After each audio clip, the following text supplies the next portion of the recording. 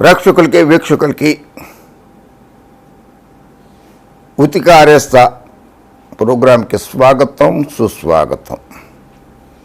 నమస్కారం. ప్రముఖ రాజకీయ నాయకుడు పవన్ గారు రిపబ్లిక్ సినిమా ఫంక్షన్లో మాట్లాడుతూ వైఎస్ఆర్ కాంగ్రెస్ పార్టీ మీద, కులాల మీద వ్యాఖ్యలు చేశారు. ఆ వ్యాఖ్యలు తెలుగు రాష్ట్రాల్లో గందరగోళం సృష్టించడమే కాకుండా అశాంతి వాతావరణాన్ని నెలకొల్పుతోంది. ఒక సినిమా హీరో అయ్యుండి సినిమాల ద్వారా ప్రజలకి మంచి మంచి సందేశాలు ఇవ్వాల్సిన వ్యక్తి అయ్యుండి ఒక రాజకీయ పార్టీకి అధ్యక్షుడిగా ఉంటూ అటువంటి వ్యాఖ్యలు చేయటం దురదృష్టకరం. పవన్ గారు మీద నాకు వ్యక్తిగతంగా ఎటువంటి దురభిప్రాయము లేదు. మీరంటే నాకు చాలా గౌరవం.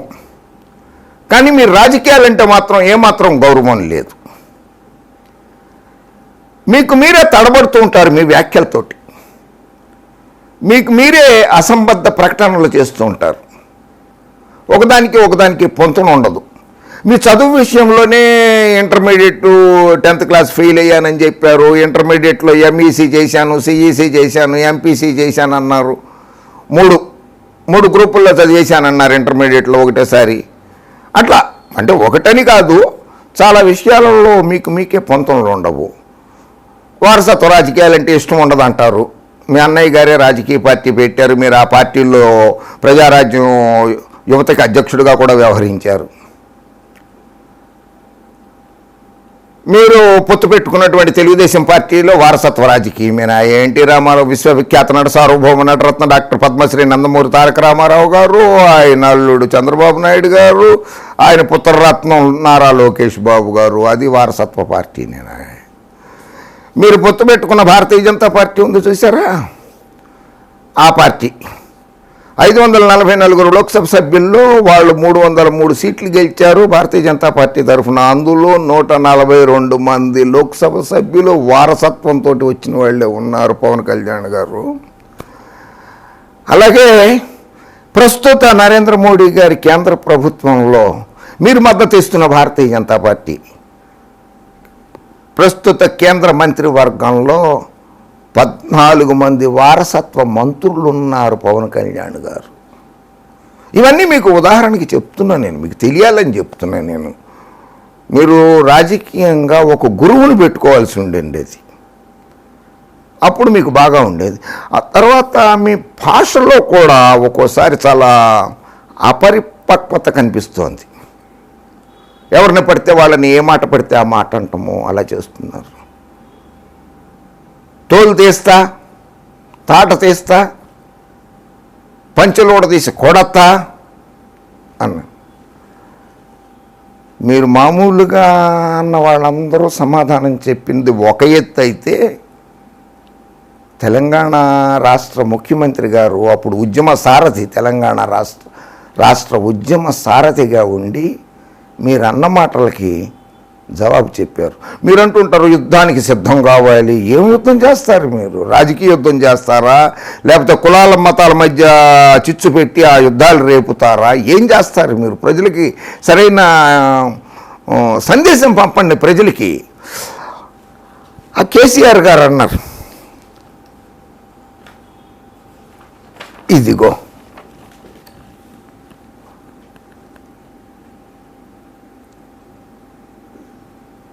చూడు, ఆయన చేతిలో కత్తి ఉంది, చూసుకో. పవన్ కళ్యాణ్ గారు ఆయన చేతిలో కత్తి ఉంది, కేసీఆర్ గారి చేతిలో. ఆయన చెప్పిన మాటలో నేను చదివి వినిపిస్తున్నా, పేపర్లలో వచ్చిందే. నా కొడక, కేసీఆర్ గారు అన్నదే. ఎవరో పవన్ కళ్యాణ్ గారు మిమ్మల్ని ఉద్దేశించి, నా కొడక చిటికేస్తే 1000 తునకలు అవుతావు, చిటికేస్తే 1000 తునకలు అవుతావు అని కేసీఆర్ గారు అన్నారు. చిటికెన వేలంత యాక్టర్ గాడు నా గురించి మాట్లాడతాడా?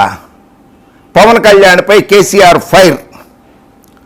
సాయుధ పోరాటాన్ని చదివా, దౌర్జన్యానికి దిగితే తాట తీస్తా పవన్ కళ్యాణ్ మీరు చేసిన వ్యాఖ్యది. సాయుధ పోరాటాల గురించి చదివాను, దౌర్జన్యానికి దిగితే తాట తీస్తా అని మీరు కేసీఆర్ గారిని ఉద్దేశించి అన్న వ్యాఖ్యలు. ఆయన చెప్పారుగా నా కొడక చిటికేస్తే 1000 తునకలు అవుతావని. ఎంత ధైర్యం అండి! తాండూరులో ఏప్రిల్ 27 నాడు తాండూరు మహాసభలో కేసీఆర్ గారి ప్రసంగ పాఠం ఇది. ఎంత ధైర్యం అండి! వాడెవడో సినిమా యాక్టర్ గాడంట, వాడి సినిమాలే నేను చూడలేదు.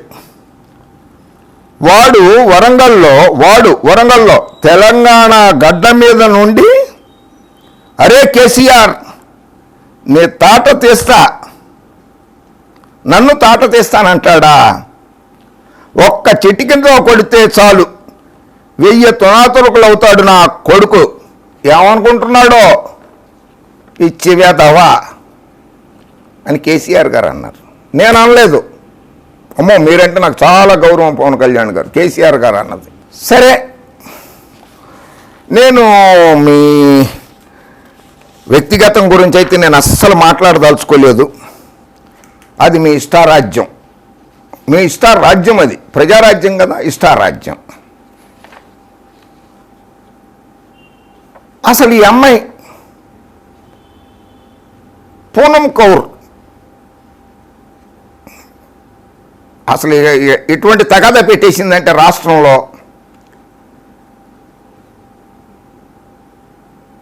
ఆయన్ని పవన్ కళ్యాణ్ గారిని రెచ్చగొట్టేసింది. ఇగో రెచ్చగొట్టిన తర్వాత ఇలా గుళ్ళల్లోకి వెళ్ళి పూజలు చేసుకుంటోంది. అంత చక్కగా ప్రార్థన చేసుకుంటోందో దేవుణ్ణి. పవన్ కళ్యాణ్ గారిని రెచ్చగొట్టేసింది, పోసాని కృష్ణమురళి గారిని రెచ్చగొట్టేసింది, తను మాత్రం వెళ్ళిపోయి గుళ్ళల్లో పూజలు చేసుకుంటోంది. ఇది పూనం కౌర్ గారి tweet. The wars of above affecting everyone who is innocent. Shame on the people who call themselves leaders representing nothing but a political vendetta.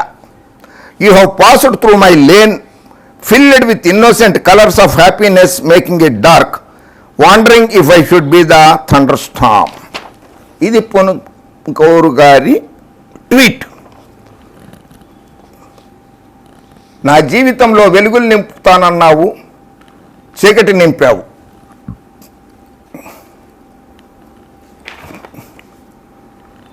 రాజకీయం అనేది ఒక అపహాస్యం మీరు చేస్తున్నది. ప్రజానాయకుడిని అని చెప్పుకుంటాం కూడా అపహాస్యమే. మీకు రాజకీయంగా విరోధాలు ఉంటే అవి తీర్చుకోవటం కోసమే పార్టీ పెట్టినట్టున్నారు, కానీ ప్రజాసేవ చేయటానికి కాదు అన్నది ఆ పూనం కౌర్ గారి ట్వీట్ ఉద్దేశ్యం. మళ్ళీ ఇంకో ట్వీట్ చేసింది ఆ పాపే, పూనం కౌర్ గారు. Want Prakash Raj sir to win my elections.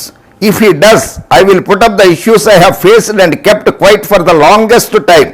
He is the only one who is a political and doesn't get involved in petty politics. With all due respect to elders, will adhere to what they say. Jai Hind.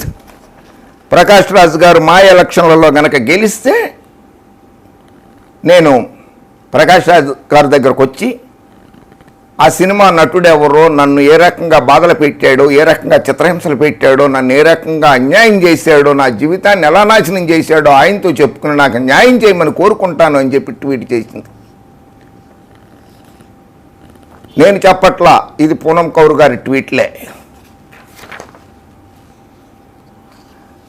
ఎందుకంటే ఒక మనిషిగా character ఉండాలండి, character ఉండాలి. పార్టీకి గుర్తింపు లేదు, ఉన్న election symbol glass పాయ్. ఇది పూనం కౌర్ గారి ట్వీట్. సరే, ఇది కూడా పేపర్లో వచ్చింది, హన్స్ ఇండియాలో. Power star Pawan Kalyan's marriage to his Teenmaar co-star is official, say media reports. The actor has indeed legalized his relationship with Dana. For quite some time now, speculation was rife that Pavan had indeed divorced his wife Renu Desai. There was also news that the actor had applied for registration of his marriage at one of the sub-registrar's office in Hyderabad. Now we hear that the Erragadda sub-registrar's office had in fact put up intent of marriage notice at their office, which had both Pavan and Dana's names and photos on it. ఎర్రగడ్డలోని sub registrar ఆఫీసులో, correct, Erragadda అక్కడే పిచ్చాసుపత్రి ఉండేది, అక్కడే ఎర్రగడ్డలోనే ఉంటుందంటారు. అక్కడున్న sub registrar ఆఫీసులో మీరు పెళ్లి చేసుకుంటానికి నోటీసులు పెట్టారని చెప్పి పేపర్లలో వచ్చింది. మళ్ళీ మీరన్న వ్యాఖ్యల మీదనే, మీరు చేసిన వ్యాఖ్యల మీదనే తెలంగాణ గడ్డ మీద ఒక అమ్మాయి క్రూరంగా దారుణంగా అత్యాచారం చేయబడి హత్య చేయబడితే ఆ దుర్మార్గుల్ని తెలంగాణ పోలీసులు పట్టుకుంటే అప్పుడు మీరు చేసిన వ్యాఖ్య మహిళల్ని కించపరిచినట్లు కాదా, చట్టాన్ని కించపరిచినట్లు కాదా? పవన్ గారు ఏమన్నారు? మరణశిక్ష వేస్తే ఏం లాభము, 2 బెత్తం దెబ్బలు కొడితే చాలన్నారు మీరు. 2 బెత్తం దెబ్బలు కొడితే సరిపోతుంది అన్నారు మీరు. అప్పుడు మీ మాజీ స్నేహితురాలు పూనం కౌర్ గారు ఒక ట్వీట్ చేశారు. అయితే తర్వాత ఆవిడ తొలగించింది అనుకోండి. దిశకు న్యాయం చేసినందుకు తెలంగాణ ప్రభుత్వానికి పోలీసులకి థ్యాంక్స్. ఇలాగే నాతో పాటు పలువురు మహిళలను మోసం చేసిన కొంతమంది సినీ అలియాస్ రాజకీయ నాయకులను శిక్షిస్తారని భావిస్తున్నాను. ప్లీజ్ 2 బెత్తం దెబ్బలు కొట్టండి. ఇది పూనం కౌర్ గారి ట్వీట్. నేనన్నీ వాస్తవాలే చెప్తున్నాను, నేనేది కల్పించి చెప్పడం లేదు. పవన్ కళ్యాణ్ గారి మీద నాకు వ్యక్తిగతంగా ఎటువంటిది లేదు. ఆయనకి నాకు గట్టు తగాదాలు, పొలం తగాదాలు, సినిమా తగాదాలు, ఏ తగాదాలు లేవు. నాకు రాజకీయంగా కూడా ఆయనకి నాకు తగాదాలు లేవు. నాకు 4 భాషలు వచ్చు. వైఎస్ఆర్ కాంగ్రెస్ పార్టీ వాళ్ళు ఒక భాషలో తిడితే నేను 4 భాషల్లో తిడతానంటున్నారు. తిట్టడానికి రాజకీయాలకు అవసరం లేదు సార్, రాజకీయాల్లోకి రాక్కల్లా. అక్కడ రోడ్డు మీద పడి తిరుగుతూ తిట్టేసేయచ్చు. రాజకీయాల్లోకి వచ్చి ప్రజాసేవ చేస్తానంటూ తిట్టకూడదు 4 భాషల్లో. అది అన్నది நீங்கள் என்ன செய்கிறாங்க, நீ எங்கே சொல்லிருக்குது? அப்படியே திட்டக்கூடாதா? உங்களுக்கு யாரு கத்தி கொடுக்கறது? எப்படி கத்தி கொடுக்கறது? పవన్ గారు तुसी की कहंदा सी? तुसी गलत ना करना सी। चंगा राणा बाल बच्चा है कि ना, देखभाल करना सी।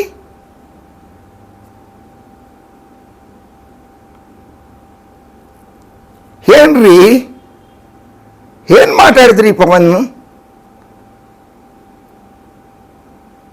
ಊಟ ಮಾಡಿದ್ಯಾ?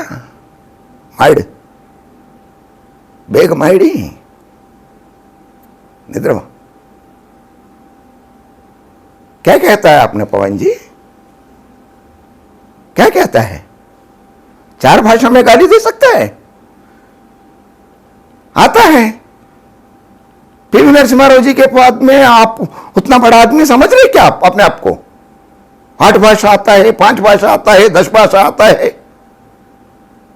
नहीं ना। गाली मत देना। गाली देने के लिए पॉलिटिक्स में आने की जरूरत नहीं है, समझे? మీరు కరెక్ట్, మీరు స్టేట్ లెవెల్ లీడరే. మిమ్మల్ని ఆ మధ్య మీరు ఒక బహిరంగ సభలో ప్రసంగిస్తుంటే మీ అభిమానులు సభకు హాజరైన వాళ్ళందరూ పవర్ స్టార్ జిందాబాద్, పవర్ స్టార్ జిందాబాద్ అన్నారు. అది వాళ్ళ ఉత్సాహము. దాన్ని మీరు నీరుగార్చేశారు. నన్ను పవర్ స్టార్ అని పిలవద్దు, నాకు మీరు పవర్ ఇవ్వలేదు, పవర్ లేనప్పుడు నేను పవర్ స్టార్ని ఎలా అవుతాను, నేను పవర్ స్టార్ని కాదు, పవర్ ఉన్నప్పుడే పవర్ స్టార్ని, మీరు అలా పిలవద్దు నన్ను అన్నాను. సీఎం జిందాబాద్, పవన్ సీఎం జిందాబాద్ అని అరిచారు. అది వాళ్ళ ఉత్సాహం. మిమ్మల్ని అలా చూడాలని వాళ్ళు అనుకుంటున్నారు.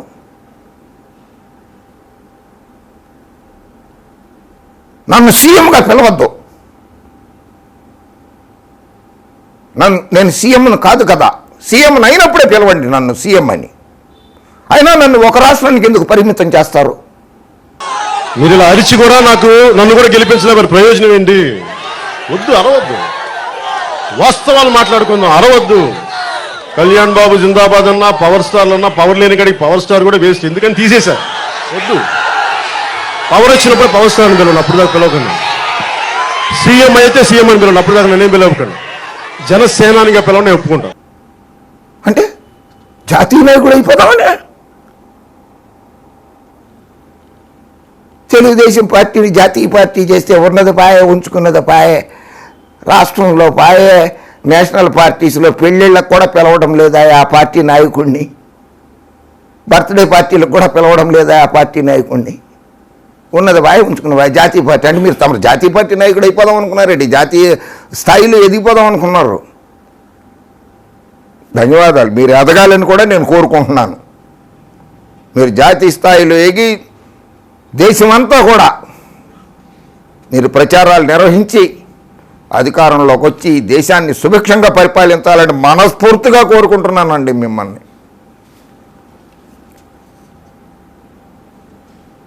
ఆంధ్రప్రదేశ్, గుజరాత్, రష్యా, మీరు ఈ రాష్ట్రాలన్నీ పర్యటించారు. ఆంధ్రప్రదేశ్లో పర్యటించారు, గుజరాత్లో పర్యటించారు, రష్యాలో పర్యటించారు. మీరు అంతర్జాతీయ నాయకుడు, జాతీయ నాయకుడు ఏంటి, అంతర్జాతీయ నాయకుడు సార్ మీరు. వైసీపీ వాళ్ళు గ్రామసింహాలు, చాలా చక్కటి పదం వాడారు.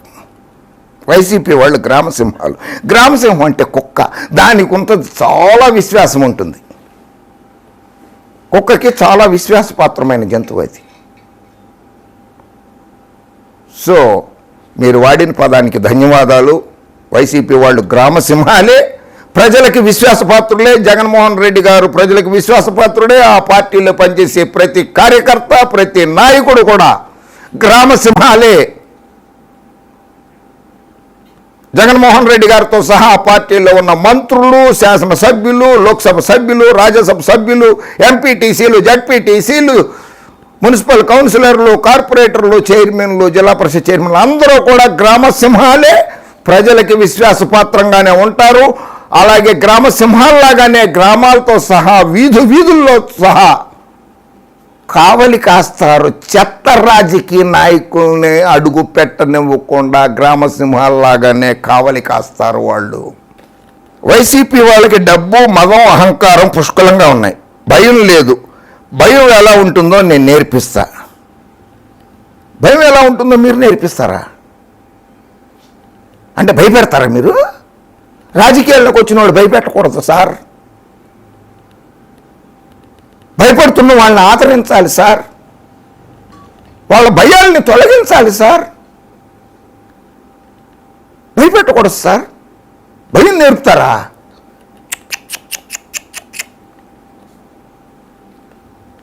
మీ దెబ్బకి, మీ భాషణకి, మీ ప్రసంగానికి ప్రజలు భయపడిపోయి ఓట్లే వేయలేదు సార్. ప్రజలు భయపడిపోయారు సార్ మీ భాషకి, మీ ప్రసంగాలకి. వాళ్ళ భయాన్ని తొలగించండి, ప్రజల భయాన్ని తొలగించండి ముందు.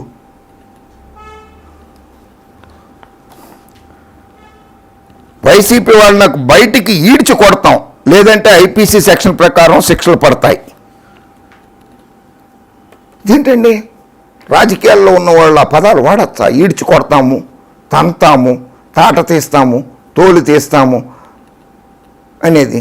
అది కేసీఆర్ గారు కనుక టక్కన మీకు సమాధానం చెప్పి ఎవడండి వాడు చిటికి నేలేస్తే 1000 తునకలు అవుతాడని చెప్పి ఆయన అన్నాడు. జగన్మోహన్ రెడ్డి గారు ఆ పదం వాడడంలా ఆయన సంయమ్యాన్ని, ఆయన ఓర్పుని పరీక్షించద్దు మీరు. ఆయన చాలా గౌరవం ఇస్తున్నారు మీకు, పవన్ కళ్యాణ్ గారు. మీకు ఆయన సహనాన్ని పరీక్షించద్దు, ఆయన ఓర్పును పరీక్షించద్దు. బాబు, కేసీఆర్ గారు పవన్ కళ్యాణ్ గారిని ఉద్దేశించి అన్న వీడియో ఉంది చూసారా, అది ప్లే చేయండి. దురహంకారంతో తిడితే తాట తీస్తాను కేసీఆర్ గారు, గుర్తుపెట్టుకోండి. వాడు ఏం సినిమా యాక్టర్ అని వాడు సినిమానే చూడలేదు నేను. వాడు ఏం యాక్టర్ నాకు తెలియదు. వాడు నిన్న వరంగల్లో తెలంగాణ గడ్డ మీద నిల్చొని అరే కేసీఆర్ నీ తాట తీస్తా అంటాడా? వీడా ఒక చిటికే కొడితే వాడు 1000 తుణుకలు, ఒక చిటికే కొడితే వాడు 1000 తుణుకలు, ఒక చిటికే కొడితే వాడు 1000 తుణుకలు. నన్ను రోజు 10 కుక్కలు తిడితే నేను పడుచుకోను. చూసావు బాబు, నేను చెప్పలా, కేసీఆర్ గారు చెప్పింది, అది వీడియోనే. వైసీపీ వాళ్ళని నేను వివేకానంద హత్యపైన అడుగుతుంటే నా పెళ్లి గురించి మాట్లాడుతున్నాను. వివేకానంద హత్య గురించి వైసీపీ నాయకులను కాదు మీరు అడగాల్సింది, మీరు పొత్తు పెట్టుకున్న బీజేపీ పార్టీని అడగండి. కేంద్రం అధికారంలో ఉంది, సిబిఐ ఎంక్వైరీ జరుగుతున్నది, సిబిఐ కేంద్ర ప్రభుత్వ అధీనంలో ఉంటుంది, జగన్మోహన్ రెడ్డి గారు అధీనంలో ఉండదు. ఆ మాత్రం తెలియకుండా రాజకీయాలు చేస్తానండి ఎట్లాగని ఆయన అడగండి. నరేంద్ర మోడీ గారిని అడగండి, అమిత్ షా గారిని అడగండి, హోంమంత్రి గారిని. దమ్ము లేదా, ధైర్యం లేదా? వైసీపీ అధినేత కూడా నా వ్యక్తిగత జీవితం గురించి మాట్లాడారు. నేను మాట్లాడగలను, కానీ నాకు సంస్కారం ఉంది, మంచి సంస్కారం ఉంది మీకు. శభాష్, మీకు సంస్కారం లేదని మాత్రం నేను అనదలుచుకోలేదు. మీరు సంస్కారవంతులే, 100కి 100 పాళ్ళు సంస్కారవంతులే. అందుకే రాజకీయాల్లోకి వచ్చారు. వైసీపీ వాళ్ళ కుటుంబ సభ్యులను నేను కాదు, నా అనుచరులు కూడా ఒక్క మాట అనరు, నేను మాటిస్తున్నాను అంటున్నారు. Thanks for that, thanks for that. మా నాన్న ముఖ్యమంత్రి కాదు, నాకు ఫామ్ హౌస్ లేదు. అదృష్టం మీ నాన్నగారు ముఖ్యమంత్రి కాకపోవడం అనేది ఆయన దురదృష్టం. పాపం ఆయన అంటే చాలా పెద్దవారు, గౌరవనీయులు. మీ అన్నగారు కాలేకపోయారు, చిరంజీవి గారు, అది కూడా ఆయన దురదృష్టం. కానీ మీరు మాత్రం ఒక్కసారి రాష్ట్రానికి ముఖ్యమంత్రి అవ్వాలి లేదా ఈ దేశానికి ప్రధానమంత్రి అవ్వాలని కోరుకుంటున్న మొట్టమొదటి వ్యక్తిని నేనే. ప్రధానమంత్రి అవ్వాలని కూడా కోరుకున్న మొట్టమొదటి వ్యక్తిని నేనే. ఎందుకంటే మీరు జాతీయ నాయకుడు అని చెప్పుకున్నారు కదా, అందుకోసమని. పక్కవారు బాధపడితే సహించరు. Yes, it is true. మీలో ఆ మానవత్వం ఉంది. మీ పక్కవారు బాబు గారు కానీ, చిన్నబాబు గారు కానీ, పచ్చ మీడియా కానీ, పచ్చ పార్టీ వాళ్ళు కానీ బాధపడితే మీరు అస్సలు సహించరు. వాళ్ళు కుడి చేతి పక్కనే కదా ఉంది మీకు. వాళ్ళు బాధపడితే మీరు సహించలేరు. రాష్ట్రం కోసం ఇతర పార్టీలతో ఉన్నాను, ఉన్నాను, తప్పు లేదు. విశ్వవిఖ్యాత నట సార్వభౌమ నటరత్న డాక్టర్ పద్మశ్రీ నందమూరి తారక రామారావు గారు కూడా చాలా పార్టీలతో కలిసి పనిచేశారు. మీ రాజకీయ గురువు లాంటి వారు, ఎప్పుడు మీరు రాసుకు పూసుకు తిరుగుతున్న చంద్రబాబు నాయుడు గారు కూడా సింగల్గా పార్టీతో పోటీ చేసిందే లేదు. ఎప్పుడు చూసినా ఏదో ఒక పార్టీ పొత్తుతోటి ఆయన అధికారంలోకి వచ్చారు, ప్రతిపక్షంలోకి వచ్చారు. సో మీరు కూడా పార్టీలతోటి కలవటంలో తప్పు లేదు. భారతీయ జనతా పార్టీ 31 పార్టీలు పొత్తుతో అధికారంలోకి వచ్చింది. భారతీయ జనతా పార్టీ 1 కాదు 2 కాదు 31 పొలిటికల్ పార్టీస్ ఆ రాష్ట్ర ఆ పార్టీ జాతీయ అధ్యక్షుడికి కానీ, ఆ పార్టీ ప్రధానమంత్రికి కానీ, ఆ పార్టీలో ఉన్న హోంమంత్రి గారు అమిత్ షా గారికి కానీ, ప్రముఖ నాయకులకు కానీ 31 పార్టీలు పేర్లు చెప్పడం కూడా నోరు తిరగదు వాళ్ళకి. ఎందుకు తమిళంలోనే 9 పార్టీలు, అన్నా డిఎంకేలు కాకుండా చాలా పార్టీలు ఉన్నాయి కదా, వాటిని నోరు తిరగదు పాపం వాళ్ళకి ఆ పేర్లు పలకడానికి కూడా. సో ఇప్పుడు మీరు ప్రస్తుతం అటువంటి పార్టీతోటి పొత్తులో ఉన్నారు కనుక భారతీయ జనతా పార్టీతోటి నో ప్రాబ్లం, మీరు కూడా పొత్తుల్లో ఉండొచ్చు. ఆ అవకాశం మీకున్నది, రాజ్యాంగం కల్పించింది కూడా మీకు. రాజకీయాల్లో కలుపు మొక్కలు తీసేయండి. మేము కూడా కోరుకునేది అదే, తెలుగు ప్రజలు కోరుకునేది అదే, ఆంధ్రప్రదేశ్ ప్రజలు కూడా కోరుకునేదే. కోరుకునేది అదే. కలుపు మొక్కలు తీసేయండి మీరు. ప్రెసిడెంట్ మెడల్ సైన్యంలో కష్టపడితే వస్తుంది, కానీ మన ఆంధ్రప్రదేశ్లో 500కే వస్తుంది. శబాష్. ప్రెసిడెంట్ మెడల్ సైన్యంలో కష్టపడితేనే కాదు, ఉపాధ్యాయ వృత్తిలో కూడా వస్తుంది, పోలీస్ అధికారులకు కూడా వస్తుంది రాష్ట్రపతి అవార్డు. మీరు అన్నది పోలీస్ మెడల్ అనేది ఒక బ్రాండ్ నేమ్, ఒక మద్యం brand name. For your kind information, 2019 April నెలలో అధికారం దిగిపోవడానికి 10 రోజుల ముందు మీ రాజకీయ గురువు, మీరు విశ్వసించేవారు చంద్రబాబు నాయుడు గారే సంతకం పెట్టారు. ప్రెసిడెంట్ మెడల్ ఆంధ్ర రాష్ట్ర ప్రజలకి ఇవ్వండి, ఒక్కడికి కాదు మొత్తం అందరికి ఇచ్చేసేయండి. ఆయన సంతకం పెట్టిన బ్రాండ్ అది పవన్ కళ్యాణ్ గారు. జగన్మోహన్ రెడ్డి గారు పెట్టిన బ్రాండ్ కాదు, జగన్మోహన్ రెడ్డి గారు తెచ్చిన లిక్వర్ పాలసీలో బ్రాండ్ కాదు అది. పదవిలో నుంచి దిగడానికి 15 రోజుల ముందు పెట్టిన సంతకం.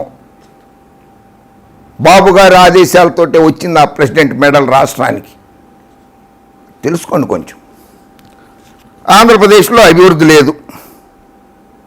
మీరెక్కడ ఎప్పుడో చుట్టం చూపుగా వెళ్తారు కదా, మీ గురువు గారేమో ఏడాదిన్నర అయిపోయింది, అప్పుడోసారి చుట్టం చూపుగా వెళ్ళి వస్తున్నారు. మీరు అలాగే హైదరాబాద్, మీరు ప్రవాసాంధ్రులు. ఆంధ్రప్రదేశ్ ప్రజలకు ఎలా చెప్తారు మీరు? ఎప్పుడో నెలకోసారో 2 నెలలకోసారో చుట్టం చూపుగా వెళ్ళి వస్తున్నారు తప్పితే, హైదరాబాద్లో కూర్చొని రాజకీయాలు చేస్తున్నారు తప్పితే, ఆంధ్రప్రదేశ్లో బాబు గారు కానీ, లోకేష్ బాబు గారు కానీ, మీరు కానీ మీకు అభివృద్ధి ఎలా కనపడుతుంది? అక్కడ ఉంటే కనపడుతుంది మీకు అభివృద్ధి ఎలా జరుగుతుంది అనేది. అక్కడే ఉండండి, కట్టుకున్నారుగా ఇల్లు, అక్కడ ఉండండి.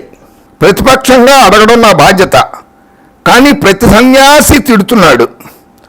అందరూ తిడితే నేను ఏడుస్తూ ఉంటా అనుకున్నారేమో, బలంగా తయారవుతాను, ప్రతి ఒక్కరిని గుర్తుపెట్టుకుంటా.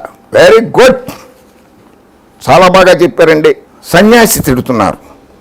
What do you mean by సన్యాసి? 2 లక్షల పుస్తకాలు చదివానన్నారు కదా, 2 లక్షల పుస్తకాలలో ఇదొక పుస్తకము. ఇదిగో ఇది భగవద్గీత. ఇది భగవద్గీత అండి పవన్ కళ్యాణ్ గారు. ఇందులో 6వ అధ్యాయంలో ఉన్నది ధ్యాన యోగము అని. సమ్యక్ దర్శనాన్ని సాధించాలంటే శరీరము, ఇంద్రియములు, మనస్సు, బుద్ధి ఇవి అన్నీ ఆత్మయందు సంయమం చేయుట పరమ ఆవశ్యకము. ఆత్మయందు వీటి సమయము, నిగ్రహము ఎట్లు సాధించవలనో ఆ సాధనములన్నీ ఆత్మ సంయమ యోగమని పేరు. దీనినే ధ్యాన యోగమని, అభ్యాస యోగమని అంటారు. దీంట్లో ముఖ్యమంత్రి అవ్వాలనో, ఇది నేను రాసింది కాదు, ఇది భగవద్గీతలోనే ఉన్నది, 6వ అధ్యాయంలో ఉన్నది ఇది.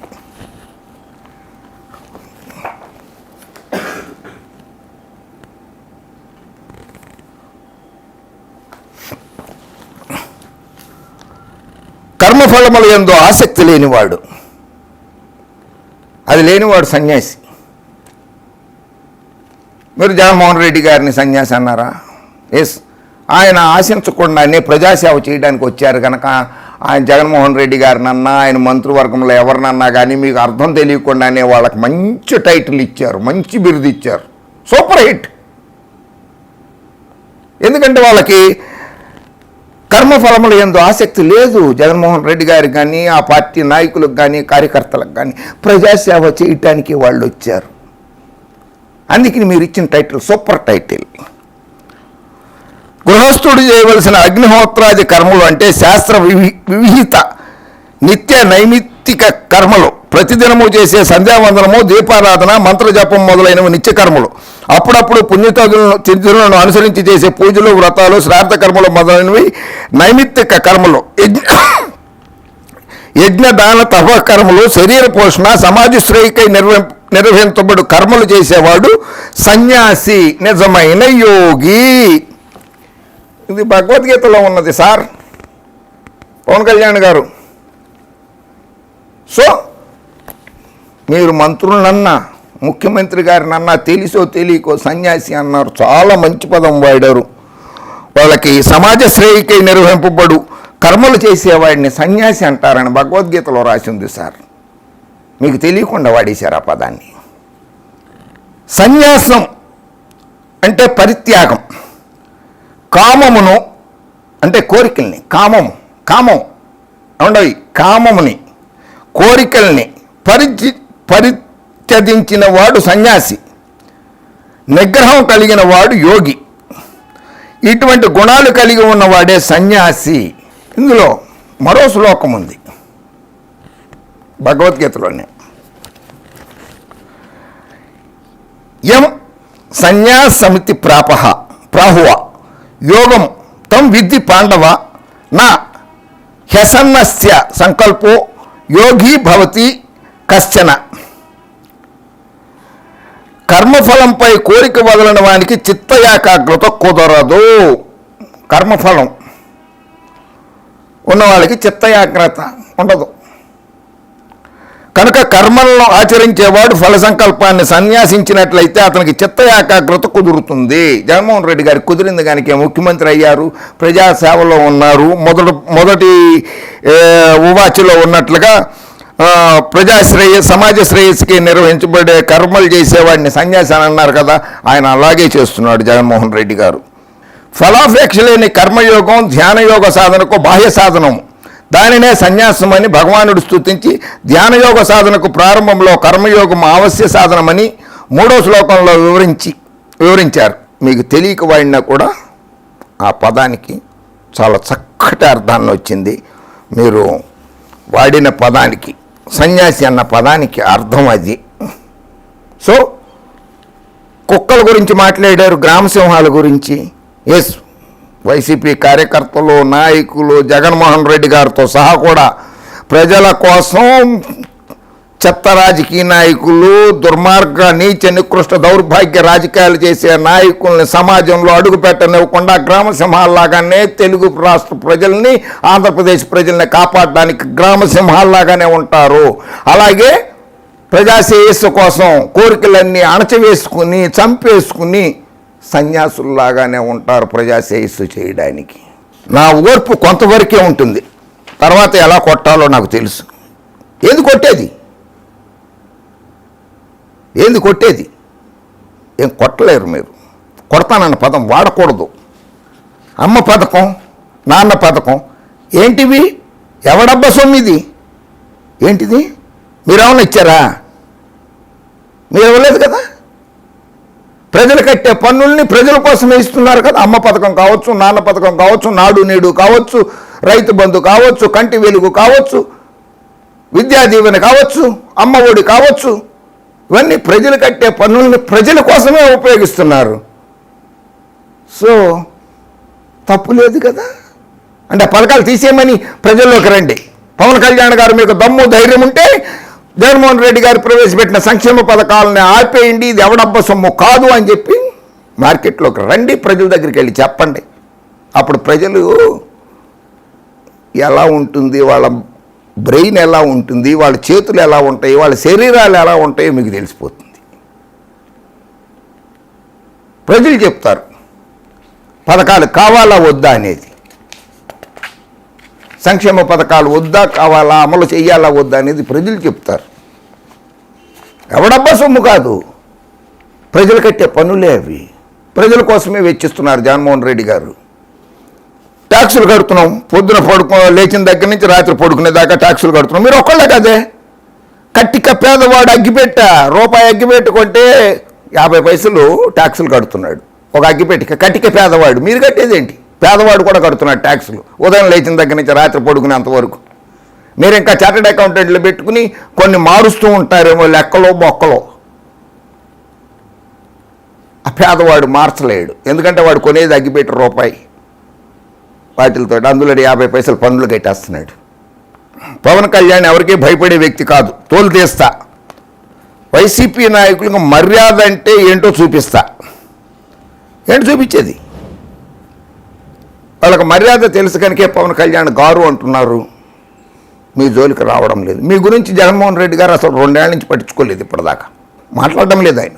మీరు ఎంత రెచ్చగొట్టినా కూడా ఆయన ఉలకట్లేదు, పలకట్లేదు. భారతీయ సిమెంట్ ఫ్రీగా పంచండి. ఏంటి భారతీయ సిమెంట్ ఫ్రీగా పంచాలా? మీరు నటించిన సినిమాలు ఉచితంగా చూపించండి ప్రజలకి. అయ్యా, మీరు నటించిన సినిమాలు, మీరు చేసిన సినిమాలు అన్నీ కూడా ఉచితంగా చూపించండి. సినిమాలు ప్రేక్షకులకి చూపించగలరా? అది ఫ్యాక్టరీ, వ్యాపారం. సినిమా రంగం వ్యాపారం. అందుకనే మీరు టికెట్లు అమ్ముకుంటున్నారు, లాభాలు గడిస్తున్నారు. సో ఉచితంగా చూపించట్లేదుగా సినిమాలు ఎవరికి. ఇంకా పైపెచ్చు బ్లాకులు అమ్మించడాలు, బెనిఫిట్ షోకి ఒక టికెట్టు 1500, 1200, 1000 రూపాయలు, ఈ రకంగా పేద ప్రజల జేబుల్లో నుంచి కూడా డబ్బులు తీసుకుంటున్నావే సినిమా రంగంలో. దాన్ని వ్యాపారం అనరా? భారతీయ సిమెంట్ మాత్రం ఫ్రీగా పంచిపెట్టేయాలి, కానీ నీ సినిమాలు మాత్రం 1500, 1200 బ్లాక్లో కొనుక్కొని టికెట్లో మీ సినిమాలు చూడాలా? ఇది ఎక్కడ న్యాయం పవన్ కళ్యాణ్ గారు? వైసీపీ వాళ్ళు పిల్లికి భిక్షం కూడా వేయరు.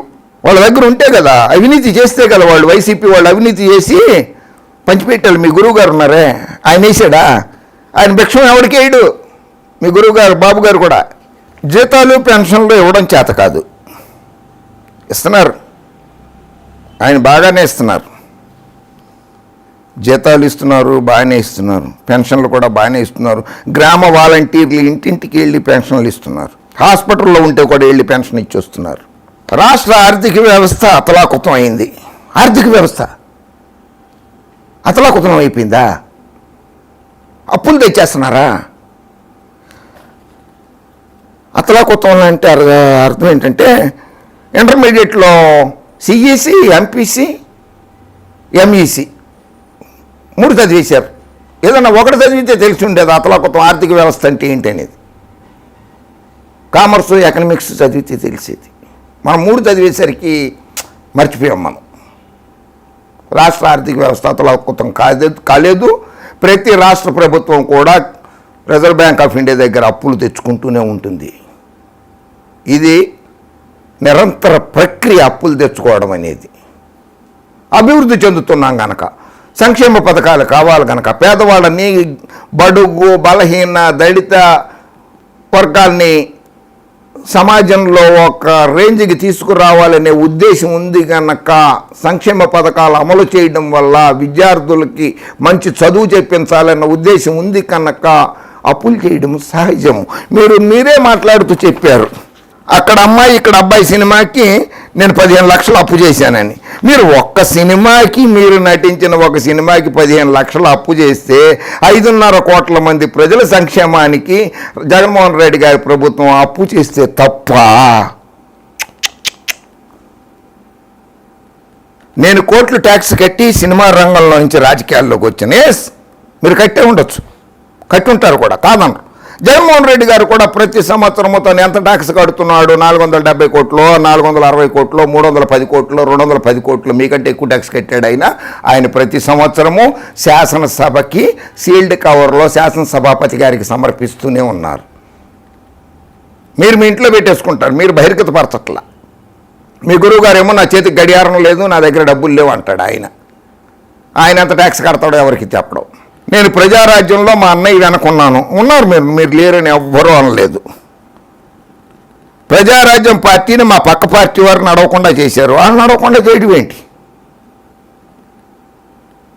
కుంటి వాళ్ళనైతే ఎవడన్నా నడిపిస్తాడు. మీరు మంచి స్టౌట్గా ఉన్నారా, మీరు చక్కగా ఉన్నారు, మీరు నడవగలిగే శక్తి ఉన్నవాళ్ళు. మీ అంతటి మీరు నడవలేకపోయారు. ఇంకోళ్ళ మీద అమాండం వేయడం ఎందుకు సార్? రాష్ట్ర విభజన జరిగిన దగ్గర నుంచి ఇప్పటికి నేను కోలుకోలేదు. ఎస్, మీకు తెలంగాణ అంటే ద్వేషం, అసహ్యం.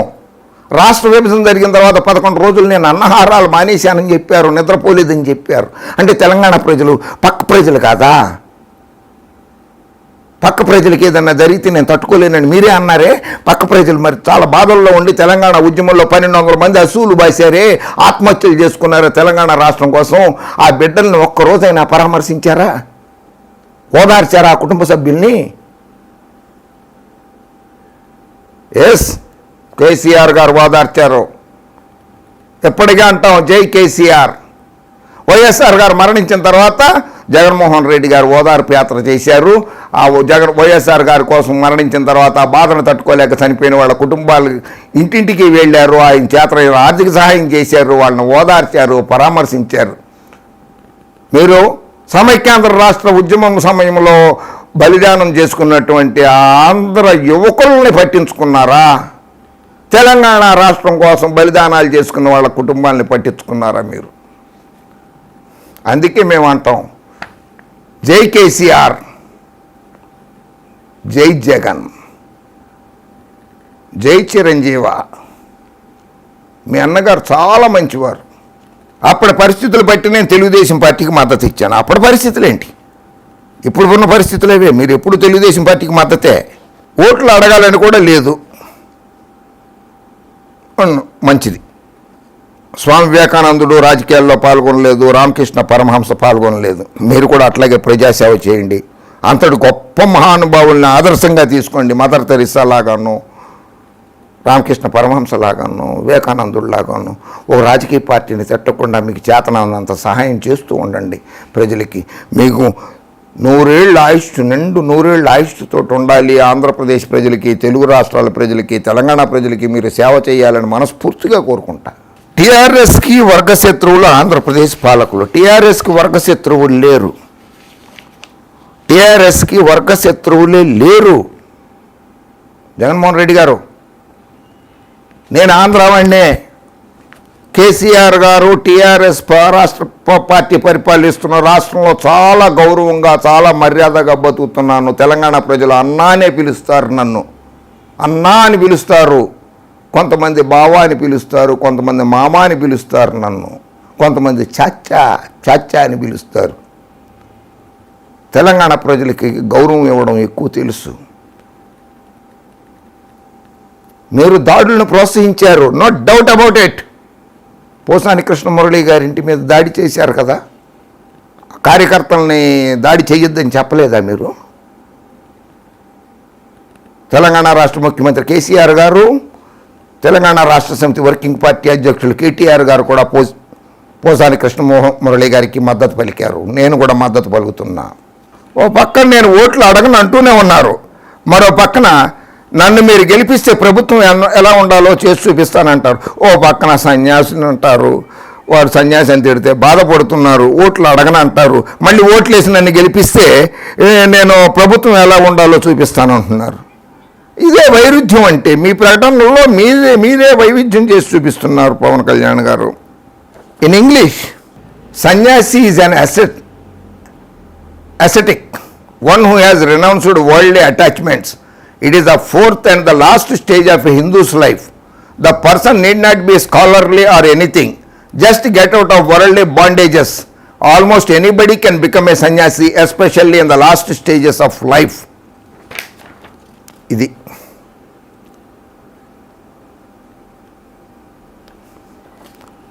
కామ, క్రోధం ఇటువంటివన్నీ, కోరికలు చంపుకోవాలి, కోపాన్ని చంపుకోవాలి, ఇటువంటివన్నీ ఉండాలి. మీకు చాలా కోపం ఎక్కువ. మీరు తూర్పుగోదావరి జిల్లా ప్రజలకి, పశ్చిమ గోదావరి జిల్లా, ఉభయ గోదావరి జిల్లా, పశ్చిమ గోదావరి జిల్లా ప్రజలకి, ఉభయ గోదావరి జిల్లా ప్రజలకి కోపం గురించి నేర్పుతున్నారు. మీకు కోపం లేదా అని అడుగుతున్నారు వాళ్ళని.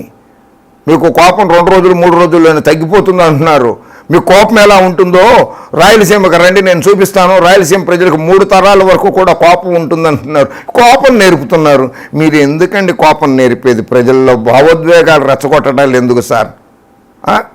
అది పద్ధతే అండి? కోపం నేర్పుతారా మీరు?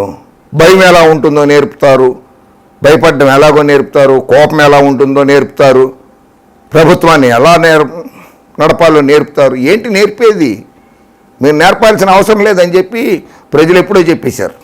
సో మళ్ళీ కలుద్దాం ఇంకోసారి.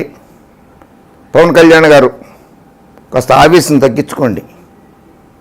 ఎవరిని భయపెట్టద్దు, ఎవరికి కోపం నేర్పద్దు. ఆంధ్ర ప్రజలకి సేవ చేయడానికి రామకృష్ణ పరమహంసలాగాను, స్వామి వివేకానందలాగాను, మదర్ తెరిసా లాగాను సేవ చేయడానికి మీరు 10 కాలాల పాటు చల్లగా ఉండాలని భగవంతుడిని మనసారా కోరుకుంటున్నాను. మీ కార్యకర్తలకి చెప్పండి, దాడులు చేయొద్దు అని. మీ కార్యకర్తలు పాపం చాలా మంచివాళ్ళు, మీకోసం చెమటోడుస్తున్నారు వాళ్ళు. మీ కార్యకర్తలు మీరు చంద్రబాబుతో పొత్తు వదిలేయండి, చంద్రబాబు కబంధ హస్తాల నుంచి బయటకు వచ్చేయండి. మీ పార్టీ బాగుపడుతుంది, మీ కార్యకర్తలు బాగుపడతారు, మీ కార్యకర్తలు సుశిక్షితులు అవుతారు, కార్యకర్తలు మీకోసమే పోరాడతారు. మిమ్మల్ని ముఖ్యమంత్రిని చేయగలిగే సత్తా మీ పార్టీ కార్యకర్తలకు ఉంది, లేదని కాదు. కానీ మీరేమో లోకేష్ ముఖ్యమంత్రి కావాలో చంద్రబాబు ముఖ్యమంత్రి కావాలో అని కోరుకుంటుంటారు. అది తప్పు. అలా కాకుండా నేనే ముఖ్యమంత్రిని అవుతాను, మీరందరూ దాడులు చేయొద్దు, ఎవరి మీద దాడులు చేయొద్దు, ఓర్పు సహనంతో ఉండండి అని చెప్పండి. మీరు తప్పకుండా ముఖ్యమంత్రి అవుతారు, అవకాశం వస్తే ప్రధానమంత్రి కూడా అవుతారు. మీరు అవ్వాలని కోరుకుంటూ జై హింద్.